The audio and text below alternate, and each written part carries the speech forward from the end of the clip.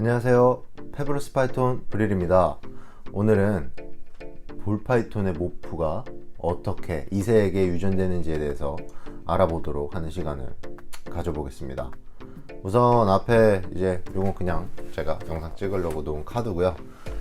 이쪽에 이제 자석으로 된 두 쌍의 이제 칼라로 이제 구성해 봤습니다. 볼파이톤 유전에 대해 설명드릴 때 어떻게 하면 좀 좋을까 생각하다가 마련하게 됐고요. 이 사진도 마찬가지로 제가 나름 이렇게 출력해 보았습니다. 우선 볼파이톤 모프의 유전 같은 경우는 멘델의 유전 법칙을 따르는데요. 그 멘델의 유전 법칙을 조금 깊게 가다 보면은 조금 더 복잡해질 수 있어서 제가 볼파이톤에 한정돼서 좀 간단하게 필요한 부분만 우선 정리해서 알려드리려고 합니다. 우선 볼파이톤에 필요한 그 용어들이 몇 가지 있는데요. 그 용어들에 대해서 알려드리도록 하겠습니다. 첫 번째, 대립 유전자. 네, 대립 유전자는 상동 염색체 상에 같은 위치에 있는 한 쌍을 이루는 유전자를 일컫는데요. 말이 조금 어렵죠. 지금 앞에 제가 미리 준비를 해놨어요. 그러니까 이게 말씀드린 유전자가 이렇게 한 쌍 이뤄서 딱 이런 배열로 있다고 했을 때 이 노멀 볼파이톤의 색소를 이루는 유전자가 이쪽에 위치해 있다고 생각해 볼게요. 그러면 이 한 쌍의 유전자가 이제 노멀의 몸의 색소를 이루는 유전자라고 이렇게 가정을 해 보겠습니다. 그러면 이때 이쪽은 부모의 한쪽에서 하나, 이쪽은 부모의 한쪽에서 하나, 그러니까 엄마에게서 하나, 아빠에게서 하나, 이런 식으로 받게 됩니다. 그래서 한 쌍을 이룬다, 그래서 대립 유전자라고 합니다. 정확하게 얘기하면 한 쌍을 이루는 대립 유전자라고 생각하시면 될 것 같아요. 네, 기본적으로 대립 유전자에서 설명을 드렸고요. 바로 이 대립 유전자가 어떻게 이제 2세에게 전달이 되는지 제가 만들어 본 사진으로 보여드리겠습니다. 네, 방금 말씀드린 노란 색깔 자석 한 쌍의 위치를 저 위쪽으로 변경을 했어요. 이제 이게 몸속 안의 유전자라고 가정을 했을 때 제가 조금 더 알기 쉽게 이 사진을 반으로 잘랐습니다. 그러면 조금 더 덜 헷갈려 하시지 않을까 해서 준비해 봤습니다. 그럼 요건 빼겠습니다. 우리가 이제 눈으로 볼 수 있는 볼파이톤의 외형의 모습을 요 완벽한 모습의 사진이라고 가정을 해 볼게요. 그래서 이렇게 한 쌍의 대립 유전자가 몸 안에 있다고 생각해 보겠습니다. 이렇게 됐을 때 2세에게 어떻게 유전되느냐, 아까 말씀드린 대로 반쪽이 자식에게 갑니다. 이때 여기서 이렇게 하나, 그리고 반대로 이렇게 갈 수도 있습니다. 네, 반대로 한쪽을 물려주기 때문에 2분의 1 확률로 반을 나눠서 그 외형을 표현할 수 있는 유전자를 보여주게 됩니다. 그리고 요 밑에서도 하나, 그리고 이렇게도 하나. 이렇게 하면은 알기가 좀 편하시겠네요. 이렇게 유전자 배열이라고 생각하고요. 그럼 이렇게 됐을 때 이쪽에 이제 이쪽에서는 이렇게 하나, 그리고 이쪽에서는 이렇게 하나. 조금 더 알기 쉽게 여기가 아빠, 엄마라고 했을 때 아빠에게서 이렇게 하나, 그리고 엄마에게서 하나, 이렇게 갈 수도 있습니다. 이게 대립 유전자가 2세에게 유전되는 기본적인 원리이고요. 그리고 이어서 두 번째, 표현형과 유전자형에 대해서 알아보도록 하겠습니다. 네, 사진을 배열을 또 바꿨습니다. 이제 기본적으로 표현형 같은 경우는 페노타입이라는 단어를 쓰기도 합니다. 그리고 유전자형은 제노타입이라고 또 쓰기도 하는데요. 그냥 기본적으로 알기 쉽게 딱 이렇게 설명드릴 수 있을 것 같아요. 표현형은 눈으로 보는 것. 자, 그러면 요거의 완벽한 이 사진의 모습을 우리가 보는 노멀의 외형이라고 했을 때 우리가 눈으로 볼 수 없는 이제 볼파이톤이 안에 이제 염색체로 갖고 있을 때 그 모습을 이 유전자 형태라고 합니다. 이렇게 이해하시면 조금 헷갈릴 수 있으니까 이렇게 바꿔볼까요? 요게 이제 몸 안에 노멀의 외형을 이루는 유전자라고 했어요. 유전자형이라고 합니다. 이게 표현음과 유전자형입니다. 네, 세 번째, 순종과 잡종. 여기서부터 좀 잘 들으셔야 합니다. 지금 또 배열을 바꾸고 또 이제 가운데에는 새로운 개체가 등장했습니다. 열성 유전자인 라벤더 알비노인데요. 우선 순종과 잡종 딱 들었을 때 저희가 알고 있는 그런 상식의 순종과 잡종이라는 뜻은 아닙니다. 유전자 형태에 따른 순종과 잡종이라는 뜻인데요.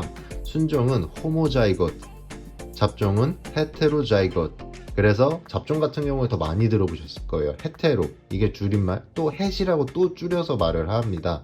그래서 그게 이제 잡종이라고 표현을 하는데, 왜 잡종이라고 표현하냐? 지금 그림에서 보시면 이쪽에 노멀, 이쪽에 열성 유전자인 라벤더가 있잖아요. 이때는 유전자 형태인 순종이라고 합니다. 호모자이거트, 호모라고도 많이 얘기하고요.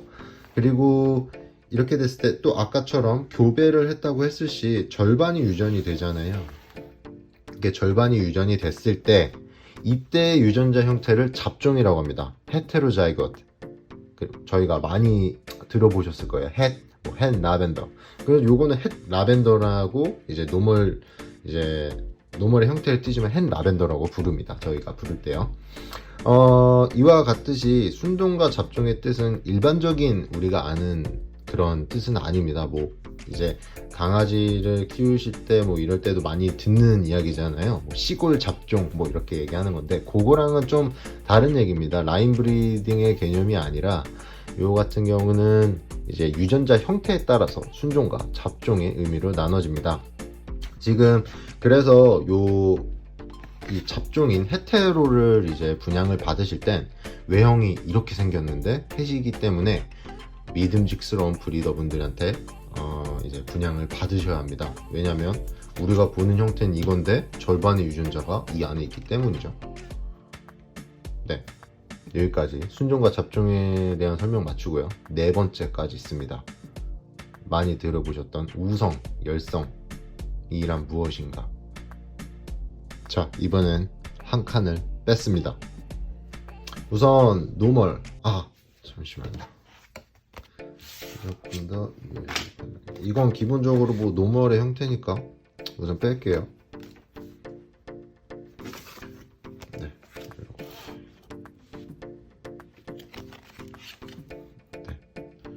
우성 유전자인 레오파드 볼파이톤이고요. 그리고 열성 유전자인 라벤더 알비노입니다.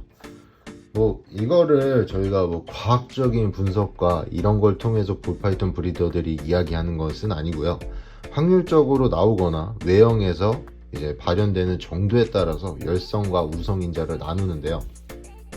이제 요 레오파드 같은 경우에는 자 보시면 이게 노멀인데 패턴 모프예요. 그래서 바로 보실 수가 있어서 2세에 바로 볼 수가 있습니다. 그 이유는 유전자의 형태가 이렇게 이렇게 유전자의 형태가 한쪽이 노멀이어도 발현이 되기 때문인데요. 이게 바로 우성인자인데 우성 같은 경우는 유전자의 한 쌍이 대립 유전자가 같지 않아도 발현이 되기 때문에 우성이라고 합니다. 그리고 여기서 또 조심하셔야 되는 게 뭐 우등하다 열등하다 라는 뜻이 아닙니다. 그냥 우성은 반쪽일 때도 우리가 눈에 보여질 수 있다, 이렇게 알고 계시면 좋을 것 같아요. 좀 더 이해하시기 편하실 것 같습니다. 그리고 라벤더 알비노 같은 경우는 열성이기 때문에 만약에 노멀 헷 라벤더라고 했을 때는 이 모습이 비주얼로 보여지지 않게 됩니다. 대립 유전자가 같아야지 이렇게 비주얼이 라벤더 알비노 우리가 눈에 보이는 대로 눈으로 볼 수 있게 변하게 됩니다. 네, 이렇게 생각하시면 좋을 것 같아요. 우성은 유전자, 아까 말씀드린 제노타입 형태가 한쪽에만 있어도 보여지는데 열성은 대립 유전자가 한 쌍이 동등해야 우리가 비주얼적으로 볼 수 있다. 표현형, 페노타입으로 볼 수 있다. 이렇게 이해하시면 될 것 같습니다. 그리고 또 한 가지 많이 들어보셨던 공우성 모프가 있습니다. 공우성이란 코 도미넌트라고도 하고 뭐 코돔이라고도 많이 합니다. 네, 여기 같은 경우에는 여기가 이제 슈퍼폼이에요. 요쪽 같은 좀 재밌는 게 우성 모프잖아요. 근데 우성 모프인데, 자 봅시다. 이렇게 놓을게요. 슈퍼폼에 이제 슈퍼 마오가니, 그리고 마오가니입니다. 마오가니일 때 이렇게 반이죠. 우성의 반일 때 보여지는 모습을 말하고요. 그리고 슈퍼일 때 마오가니가 유전자가 두 개가 합쳐졌을 때 이때 발현되는 게 슈퍼폼이라고 합니다. 보통 볼파이톤에서는요. 근데 보통 코도미넌트라는 뜻은 두 가지의 형태가 같이 발현되는 것을 의미하는 유전적 용어거든요. 보통 우리 사람에서 이해하기 쉬우신 부분 AB형을 들 수 있을 것 같아요. A 형태의 우성과 B 형의 우성이 같이 이렇게 공존한 그런 거를 공우성이라고 합니다. 이 부분에 대해서는 더 정확하게 이게 왜 이런 형태로, 좀 어떻게 보면은 제 생각은 그래요. 열성 형태로 보일 수도 있다고 생각하거든요. 왜냐면 외형이 다르기 때문에. 근데 이제 우성 형질에서도 보이고, 이제 더블, 호모라고 했죠. 아까 두 가지 대립 유전자가 같을 때 그때도 다른 모습이 또 보이기 때문에 조금 애매할 수 있을 것 같습니다. 그냥 간단하게 생각하면 이 일반적인 노멀의 유전자랑은 다르게 검은색 소가 있는 마오가니가 더 검맣게 됐다, 이렇게 이해하시면은 조금 더 볼파이톤을 이해하실 때 좀 더 편리하실 수는 있어요. 네, 이렇게 우성, 열성, 공우성, 거기에 슈퍼폼까지 이야기해 드렸습니다. 예, 마지막으로 하나 잊은 게 있네요. 네, 슈퍼폼 같은 경우에도 이렇게 부르기도 합니다. 슈퍼 마오가니 햇을 마오가니라고 칭할 수도 있어요. 요거는 헷갈리실 수도 있으니까 마지막에 설명했다고 이해해 주시면 좋을 것 같습니다. 우선 기본적인 이제 볼파이톤을 대할 때 이런 유전적인 용어는 요 정도만 알고 계셔도 다 충분히 즐기실 수 있으실 거라고 생각을 하고요. 그리고 이런 과정들을 증명하고 알아내는 과정을 검정 교배라고 합니다. 새로운 모프, 신모프를 할 때도 이거랑 똑같이 적용을 하고요. 그게 이제 몇 년이 걸릴지는 확률과 운에 따르기 때문에 좀 운이 좋아야 되는 부분도 있습니다. 이런 부분들을 거쳐서 다 증명을 해서 나온 모프이기 때문에 다 시간적인 가치들이 다 들어 있습니다. 기본적으로 유전자 이제 기본 단어에 대해서 제가 설명해 드렸고요. 다음번에는 제가 우성과 열성과 공우성과 뭐 이제 더블 열성과 이것들이 어떻게 유전이 되는지 한번 알아보는 시간을 더 갖도록 하겠습니다. 1편 재밌게 봐주셔서 감사합니다. 항상 볼파이톤 키우시는데 도움이 되셨으면 좋겠고요. 항상 계속 이런 것들을 알려드리는 데 있어서 생각하고 있습니다. 항상 시청해 주셔서 감사합니다. 페블스 파이톤 브리르였습니다. 감사합니다.